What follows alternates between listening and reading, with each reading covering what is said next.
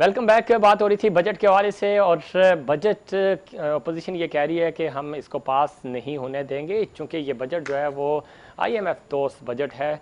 लेकिन अगर हम माशी तजियाकारों की बात करें, एक्सपर्ट्स की बात करें, तो वो ये कह रहे हैं कि मौजूदा हालात में इससे अच्छा, इससे बेहतरीन बजट हो नहीं सकता था। और कोविड-19 की वजह से पूरी दुनिया की इकॉनमी मुतासिर हुई है और पाकिस्तान ने बहुत ही ज़्यादा बैलेंस्ड बजट पेश किया और ये क्रेडिट बहरहाल हुकूमत को देना पड़ेगा। और साथ ही साथ जब हम बात करते हैं आईएमएफ की पाबंदियों की, उनकी तरफ से टैक्सेस का प्रेशर था, लेकिन शौकत तरीन साहब ने बहुत अच्छे तरीके से इसको मैनेज किया। और आईएमएफ की जो शराइत थी, जो लग रहा था कि इस बजट में मज़ीद टैक्सेस बढ़ाने हैं, कम अज़ कम वो टैक्सेस नहीं बढ़े। और आईएमएफ की जो शराइत थी कुछ हद तक उसमें रिलीफ मिला पाकिस्तान को और इस चीज़ ने सपोर्ट किया मौजूदा हुकूमत की इस पॉलिसी को। देखना यह है कि क्या ये पॉलिसीज़ आगे चल पाएंगी या नहीं।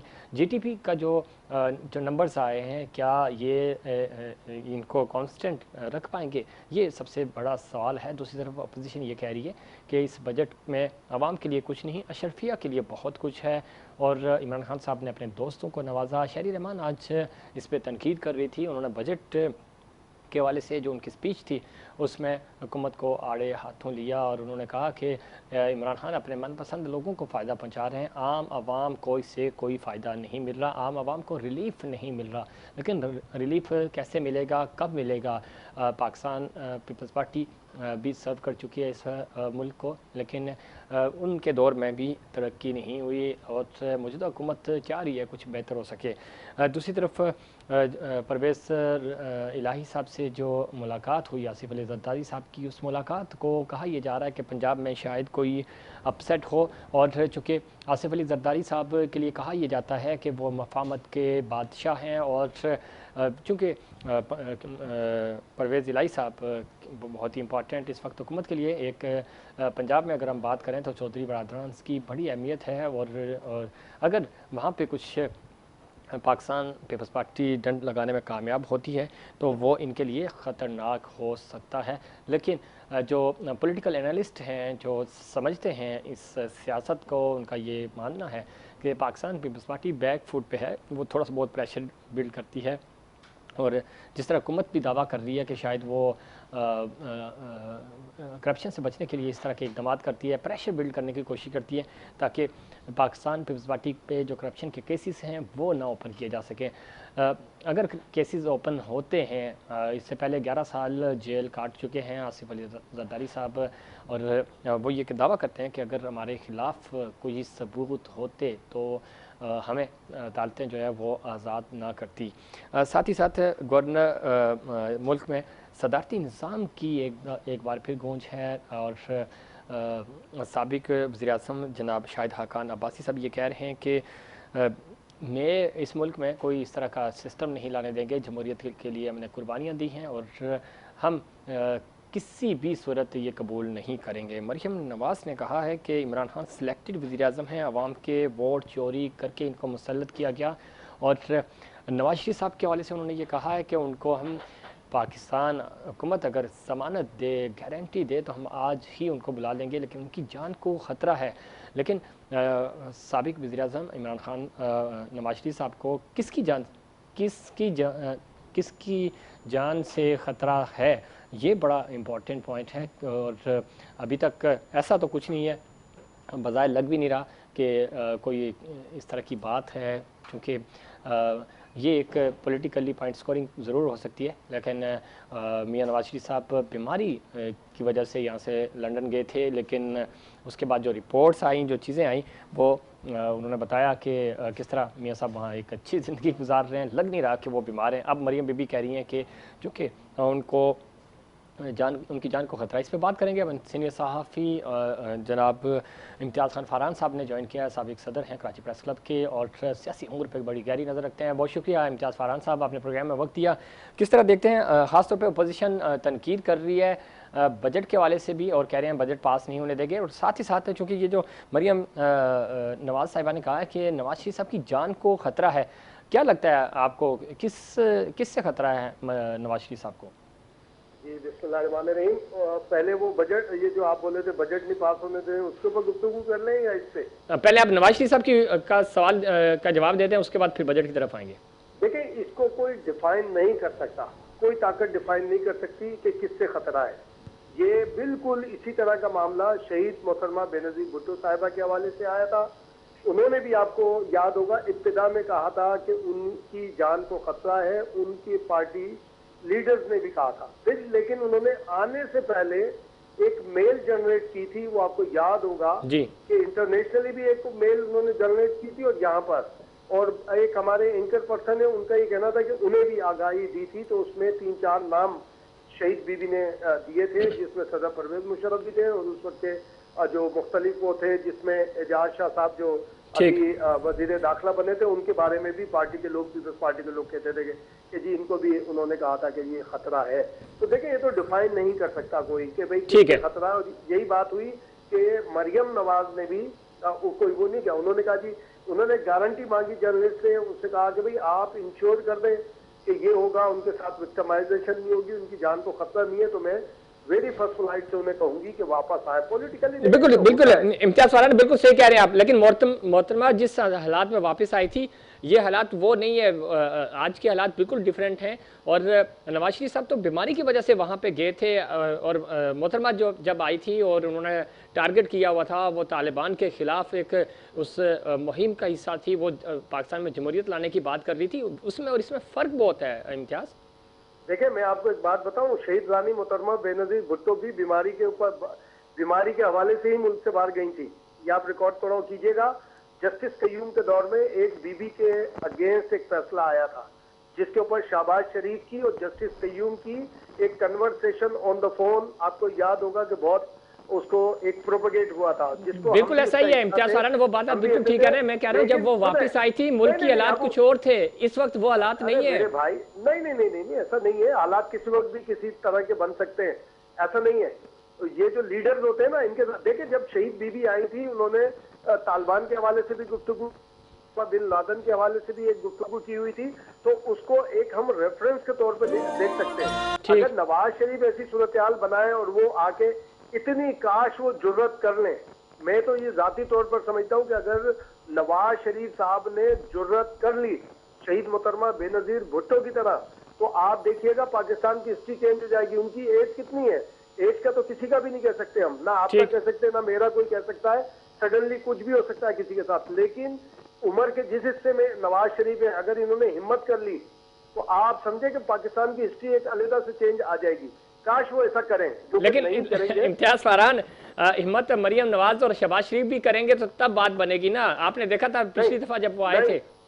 नहीं, देखिए, मैं आपको एक बात बताऊं, सिर्फ नवाज शरीफ, वो जो जब इलेक्शन से पहले वो आ रहे थे, तो मुस्लिम लीग नून के लीडर्स भी गवाह हैं, मैं उनके नाम ले सकता हूं अगर जब जरूरत पड़ी तो। हमने उनसे खुद कहा था कि ना आए नवाज शरीफ, इलेक्शन तक ना आए, इलेक्शन के नताइज तक ना आए, तो आप देखें नताइज दूसरे होंगे। तो वहां पर उन दोस्तों ने हमसे ये कहा, उन्होंने कहा कि नहीं, आप जानते हैं लोगों का मिजाज, और खासतौर पर पंजाब का मिजाज ये है कि जैसी नवाज शरीफ की एंट्री होगी वापस, वो कहेंगे फायदा ने आ गए ने और डट गए ने, और फिर शेर आया, तो एकदम चेंज हो जाएगा सिनेरियो। ठीक है, अब वो सिनेरियो चेंज हुआ, सब कुछ, अगर वो कोई चीज चेंज हो गई तो एक अलग बात है। लेकिन इन हालात में सिर्फ नवाज शरीफ ये ऐलान कर दे कि वो आ रहे हैं, तो उसके बाद मरियम नवाज समेत सबके सब एक्टिव होंगे, सिनेरियो डिफरेंट होगा। ये जो एक हिम्मत है, अगर बीबी की तरह ये कर दे, क्योंकि हमने बीबी की 2 वापसी देखी।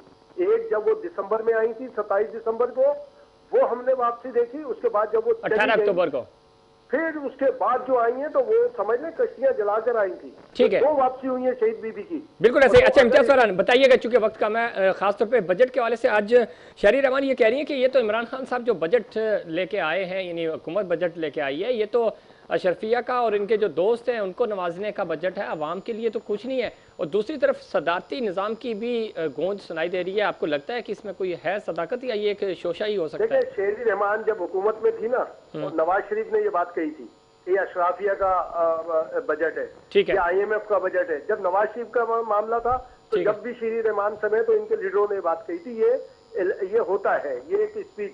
और जो आपने बजट के आवाज, मुझे अपनी सहाफती तारीख में मुझे याद नहीं है कि कोई बजट नामंजूर हुआ हो।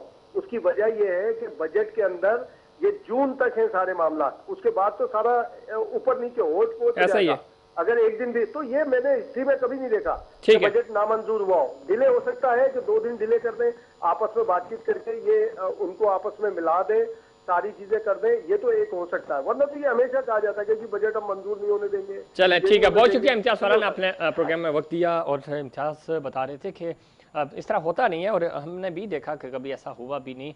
पॉइंट स्कोरिंग ज़रूर होती है, थोड़ा सा प्रेशर बिल्ड किया जा रहा होता है और अपने मुतालबात सेट करवाए जा रहे होते हैं, ये ज़रूर हो सकता है। लेकिन जो बार बार बात की जा रही है सदारती निज़ाम की, इसके पीछे कौन है, क्या वाकई में ऐसी कोई चीज़ है? हम ये भी एक अरसे से सुनते आ रहे हैं, लेकिन इस पे भी अमल दरामद होता हुआ हमें नज़र नहीं आ रहा, और हालात भी वैसे नहीं है।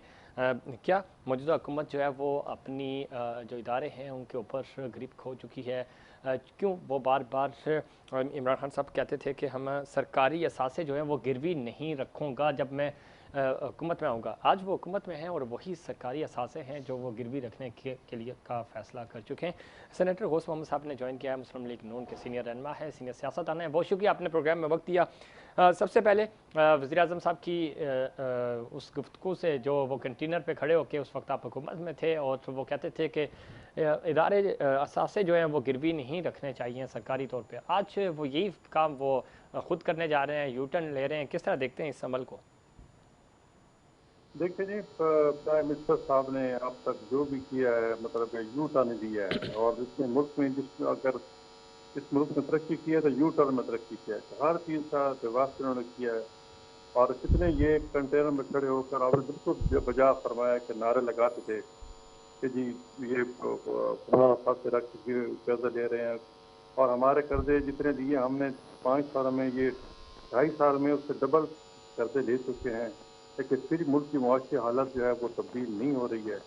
और आप तो देख रहे हैं कि जिससे आज मरीम साहब ने कहा कि तीसरा बजट है और चौथा वजीर खजाना आ चुका है, तो इनको कोई समझ नहीं आ रही। फिर झूठ बोलते हैं कौम से, बजाय इसके कि तमाम सियासी पार्टियों को, तमाम कौम को इत्मीनान में लें जो हमारी मुआशी हालत है।